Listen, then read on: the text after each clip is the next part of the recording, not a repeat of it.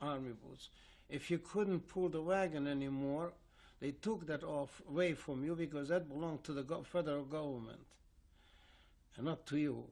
And they took away the boots, they took away the yellow band, and they took away the cap.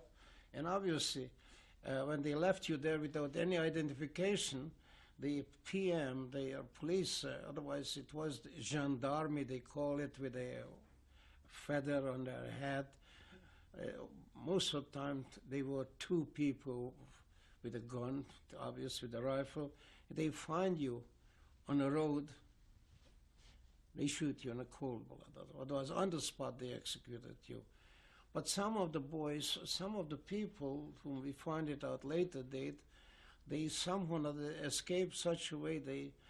General Tito, Joseph Tito, who was actually in a Yugoslavian underground organization, he had the, what had they called it, the partisan, the people who escaped from the labor battalion. Some they worked themselves into the forest, and then Tito picked them up, and they became sort of an underground army, a lot of Jewish members. And they were fighting, they were exploding railroad cars and blowing up trains and everything. And obviously, the Germans were very afraid of them. And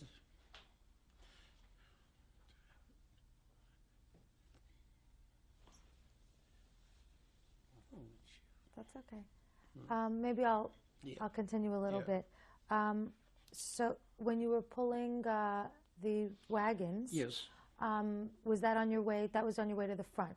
To the front, right. So tell me a little bit more about that. How when you reached it? Excuse me. How many people were you with at that point? What was the number? About 220, 230 people were in this, but obviously they changed it. You know, they rotated in your group. The group who was pulling the wagon. And finally, when we made our destination, to the front, our job was that to dig trenches on the first battle line to protect the army. And then we have our task to carry in ammunition on a rook, otherwise they couldn't bring ammunition into the first battle line by train or any vehicle, so you had to carry in on your shoulder. And if a bullet reached you, otherwise a bullet caught you, so you were blown up in the air. Then you had another kind of trick, like on the Russian front consisted of this. It was a river, at that part of it, I was in the front, Donetsk River. Donetsk River, one side were the German army and the Hungarian army and their allies. The other side, they had the Russian there. So what happened is this, the Hungarian army made us to bring in ammunition to the first battle line and carry out wounded people from the battle line, otherwise people who got wounded, and dead people. We had to pull out from there and bury them on the side. And this went on until about December, somewhere in December, to middle of December, or towards end of December of 1940, yeah. And in 1940, the Russian army somehow invented some kind of system, some kind of a bridge which was built under the water surface. And what happened is one day the Russian army just ran through on this bridge in one spot and another spot, and then they closed us in this ring. And this is the time when I was captured as a prisoner. So you were, I just want to get the date straight a little bit. Yeah. You were, for about 6 months, you were at the front line. Right. From the August about of 1940 till December of 1940. Right. And then, excuse me, and then how much longer were you there until you were captured? I was, well, at the end of the, otherwise what happened is this, when the Russian closed this ring in, Right. the Hungarian army, they knew that they did something wrong and they were running. They left us there without any supervision, without any food, anything. And the army was, the German army and the Hungarian army was trying to get out from this ring. And the parallel with that, the Russian aeroplanes, they call it the Rota, they came and were shooting us in cold blood. They were trying to get rid of the prisoners. Otherwise, they didn't want to capture prisoners. And some of the Germans went out, or whoever was able to get out from the ring, but most of the people were captured as a prisoner. And what year was that? And end of 1940,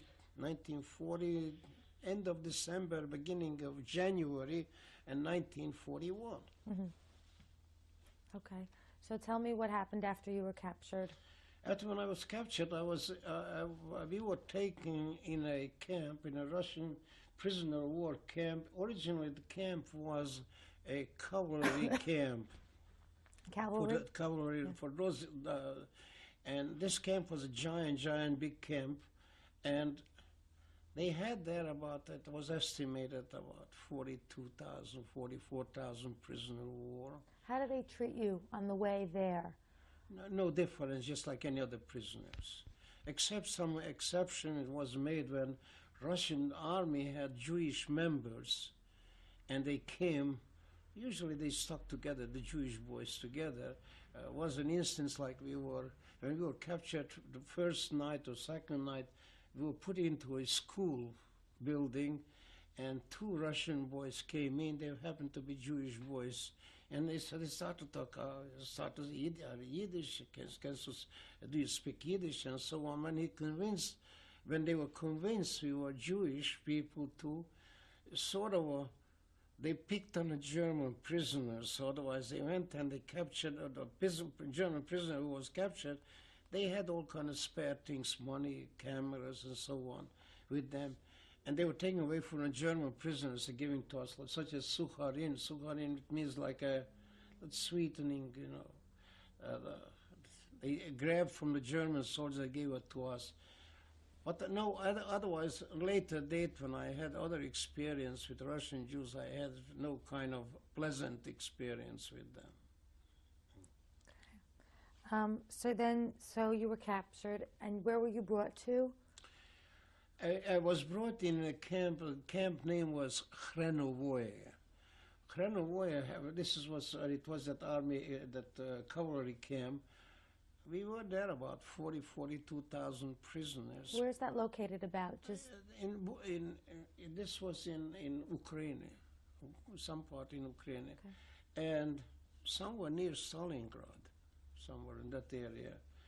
And after when we were captured, obviously, the Russians weren't ready to have that kind of amount of people as prisoner of war, and they put us into the camp, and obviously they didn't feed us.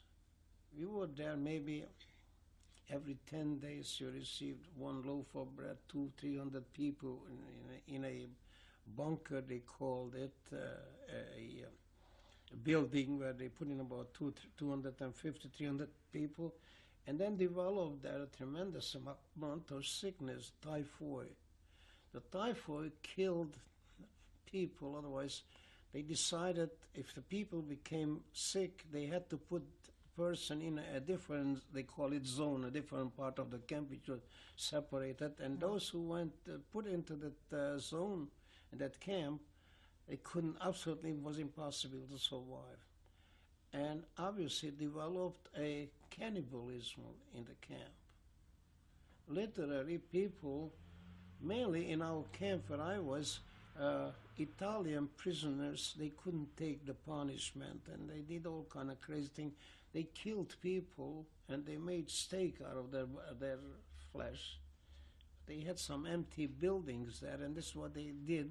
But this is what, when they captured somebody, they split their head and sucked out their brain. And literally they were looking how to kill people and eat up their flesh. But when the Russians find that out, they went and mercilessly executed the person on the spot. So to make the story shorter, in that camp we were about 44,000 people. I don't think if we survived 300. The rest of it, people like nighttime, they used to come. Of course, there's no lighting, no heat, no anything in the building. Used to come, the Russian soldiers used to come in and say, "Hey, get up, Fritz." They called everybody, "Fritz, get up." And we had to carry the dead people. Excuse me. We had more dead in the camp. They could cope with it. And we took them in a somewhere, it was a mountainous village. We took the dead bodies, we carried the dead bodies on our shoulder to this church. And we dumped the body down on the hill there. And after that, I understood they couldn't cope with it. They had to bring in the army with ammunition and put explosive under the whole mountain there to cover the bodies. And this went on until very late and very late or very early in the spring of 1941.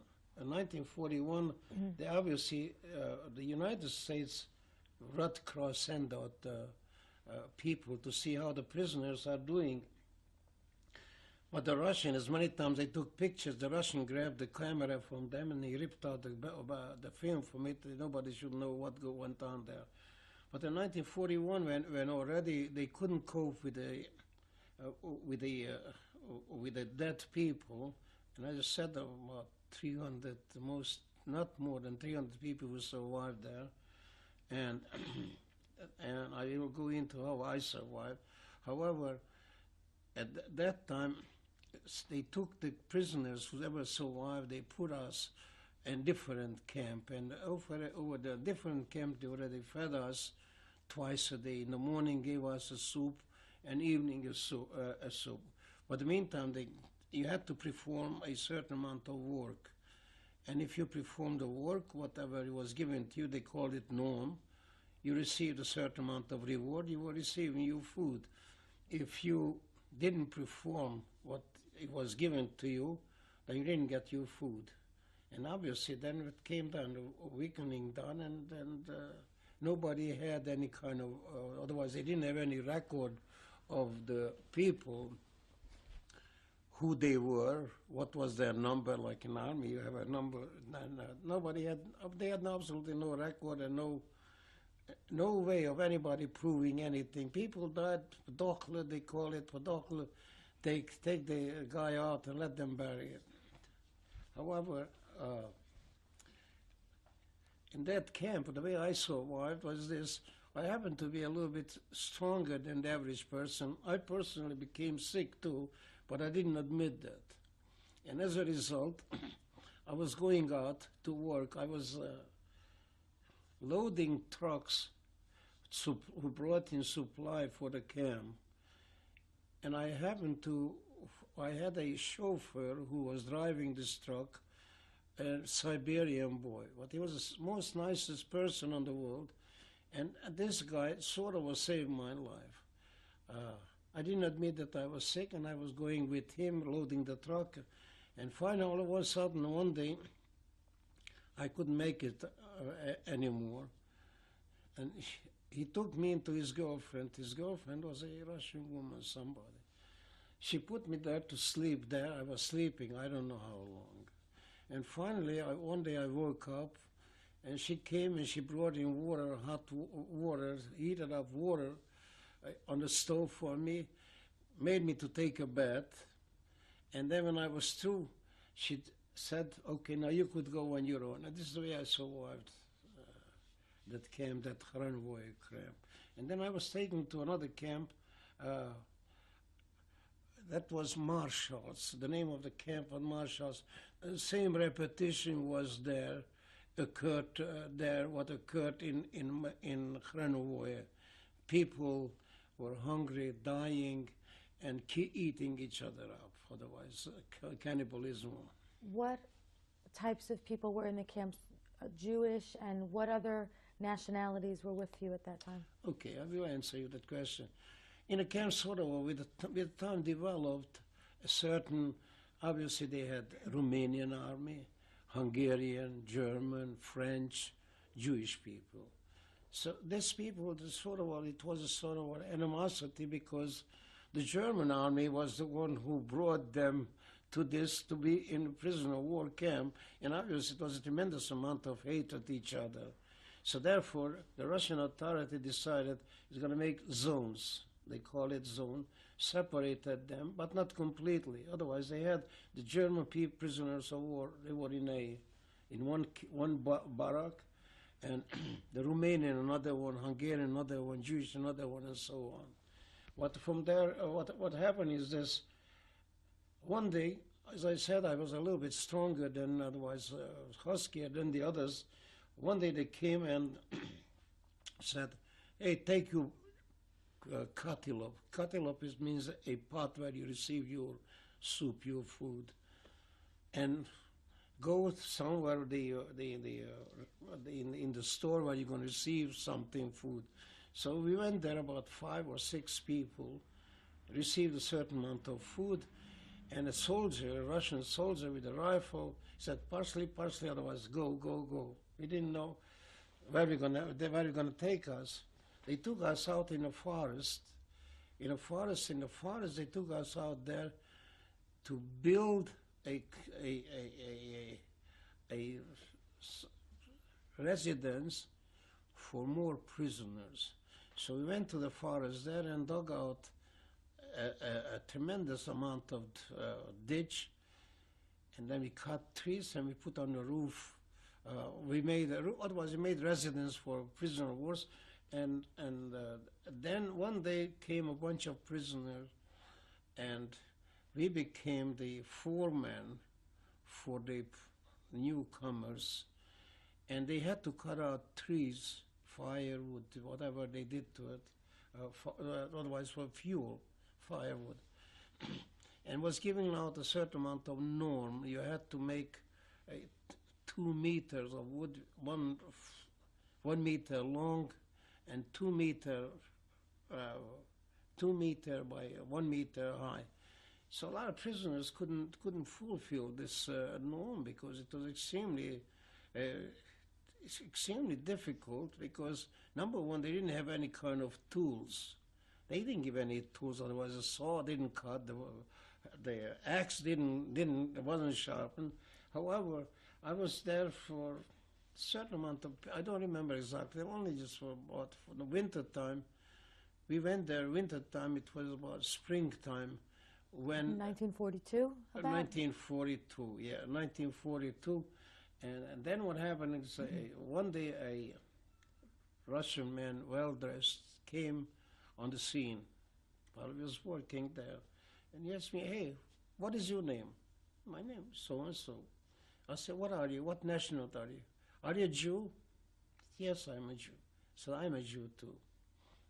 He said, "I will make you a foreman, providing that you're going to kill all the Germans, because they killed my mother and father, and we came somewhere from Bukovina, no, from Ukraine." He said, "If you're going to do this, and you're going to punish me, you're going to treat them miserably." Fine, so they made me a foreman for 30, 35 people, and they're all Germans. And what happened is this, they couldn't cut out, some of them, they couldn't make their norm. And obviously they didn't get their norm, they didn't make their norm, they didn't get their food. So when I became a foreman there, I helped them to, those who made already, who was able to make his norm, they should help us who couldn't make it. And as a result, I made a reputation for myself among the Germans. When we became obsolete, we couldn't work anymore because the food didn't arrive, whatever it was. The food couldn't come to us, so that all the people became very much run down, And in Russia, it was a system when you run down, they put you back to better food and you could rest. They reworked you. You should be ready for work, and they send you back again to work. So when that happened, when we couldn't work, otherwise the prisoner couldn't work, they sent us back to the camp. And then unanimously, the German prisoners elected me. I should be their leader in the camp. And what happened, I became their leader.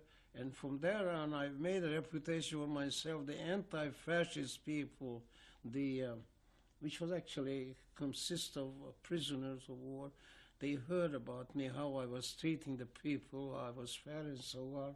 Because most of the people made that mistake. They stole the food from the people. I didn't never touch food. Whatever they received, let them distribute it, and they gave me my share anyhow. However, at that time I was renamed the starship of the camp. That means I was in charge with the whole camp, because I made such a reputation for myself. Who put you in charge? The Russians? A Russian, yes. And from there on, I was sent to another. I was there for a certain period of time. I was sent to another camp, and I was putting in as a commandant. He sent me to an officer's school because one time the Russian, this was also within the Russian army organization, and came out a law, nobody could be a leader in a prisoner of war, only just an officer. I wasn't an officer. So they sent me to a school, and they made me, I should wear a rank, a captain rank, after when I came out from the school. That was actually just a administration course. And I came back, I was in charge with various camps. And this is the way it went until end of 1945. In 1945, I was discharged from a prisoner of war camp. Otherwise, in order to reward me for all the things what I did in Russia, they sent me home with the first batch of prisoners. And on the way home from the camp, I was in charge also with a prisoner of war. Otherwise, I had thousands of people who were discharged at the same time. They sent us to Romania to another army camp, also still within the Russian army organization, and this was in Buzău, if I'm not mistaken. Buzău, the town was Buzău in Romania, and over there it was a bunch of officers, zones made up, barricaded down with fence, wire fence. And they put us into a camp there, in this place, no building, nothing. We had to get undressed and march through with our arm up. We didn't know what the heck was they looking for. So they were looking for guys, the SS they all had tattoos under their arm.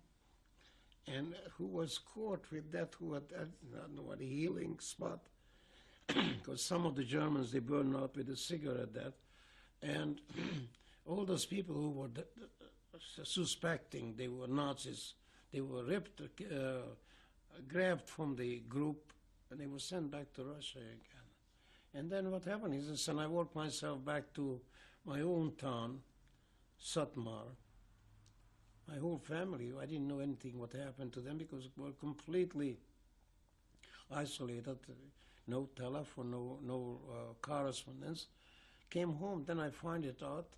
My mother was taken, my sister, her children, my aunts, uncles, and they all were killed, and I had nothing left on my clothes, everything gone, pictures, nothing.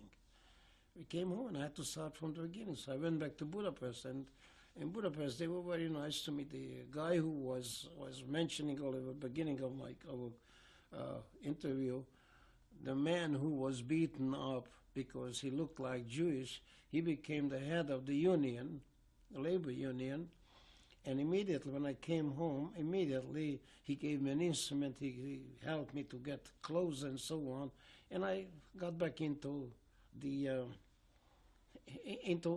I got involved in life again, went back to the music, went back to school, registered the school and so on. Okay, before we go ahead, I just want to ask you a couple of questions relating to your time in the forced labor. Compare if you can compare the treatment that you had when you were in the Hungarian forced labor and then in the prisoner of war camp, was there a difference in the way you were treated? Well, number one, in the labor camp, you weren't treated as a human. You were treated. The Hungarian soldiers who were our watchmen said, they made statement like that. Listen, the war gonna be over for us if we finish you up all. So otherwise you are condemned to death. And in camp, it was that everybody was the same. The Germans, the Russian, the Romanian, the Hungarian, everybody was the same. So obviously, I could thank for the Russian, I saved my life. Okay. December 19th, 1995, Sylvia Burian interviewing. Excuse me. So after you were discharged from the army, you were back in Romania? Back to Romania, yes. So continue from there. I went back to Romania, but at this time already the town where I was raised, Satmar, it became part of Romania again, because after the war, Second World War, was attached back to Romania again, my town. I was there for only just a brief time because I had nobody living, I didn't find anything my own possession.